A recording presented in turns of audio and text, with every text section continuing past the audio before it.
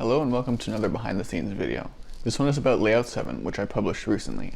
If you haven't watched the original video or the extra clips video, I recommend that you watch those before watching this video. I decided to try something new with this layout by having two loops which are connected to the transformer, and you can have two trains running at the same time. I also used 4 electric points to connect them to either side, so with some strategic pressing of buttons you can switch trains from the outer loop to the inner loop or vice versa, and even switch two trains at the same time. In the last clip of the layout video, I had the 7750 in the inner track and 7745 in the outer track, both running at the same time, and then I switched 7745 to the inner track and 7750 to the outer track. That took a couple of takes to get right, since you have to time everything correctly for both trains. Because of the layout setup, I wasn't able to put 7866 in a very good place, so it was just in the passing line and there was always a train going through it, since the passing line is only 6 track segments long. Good thing there are no cars in this layout, since they'd be waiting for a long time to get through the crossing. The left point of the passing line is manual, because since I never need to flip it as the trains drive clockwise. Of course I did include the decoupler in this layout, but I don't think I would place it like this again. It's just on the main line in the outer track, if you can see it in the end, right here.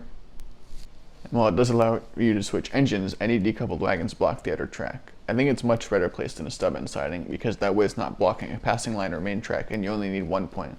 On this layout, the 3 signals are placed strategically. One on the passing line and then one on both the inner and at the outer track. I wanted to be able to stop the inner and outer tracks if needed. As per usual, the light posts are installed, and like Layout 6, I put another light brick in the control room of the level crossing. I was originally going to put the passing line from the near track on the left side of the outer loop and have it be a half circle looping around the left side. So instead of the passing line being right here, I would have the point at the end. I would move that up here, and then I would have another curve going around the layout. I'd have to shift the layout down a little bit to the right, but I would have another curve going on the layout, and then the point that is now on the left side of the passing line would actually be on the opposite side of the layout. But after thinking about this, I realized that I didn't actually have enough curves. I only have 40 curves, which is enough to build 2 circles plus a half circle. So as you can see, the outer loop uses an entire circle of curves. Of course, they have straights in between them.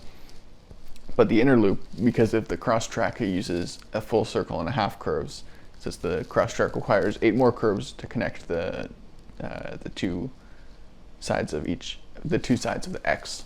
I haven't gotten any new trains yet, so they're the same as the last layout video. 7730, 7745, and 7750 are the 3 12-volt train sets. Then I've upgraded 7810 with a 12-volt motor for a third steam engine, and 7820 is behind the 7750. I think that brings me to the end of this video. I have content planned to release soon that some of you may find very interesting, so be sure to stay updated. Thanks for watching, and I'll see you in my next video.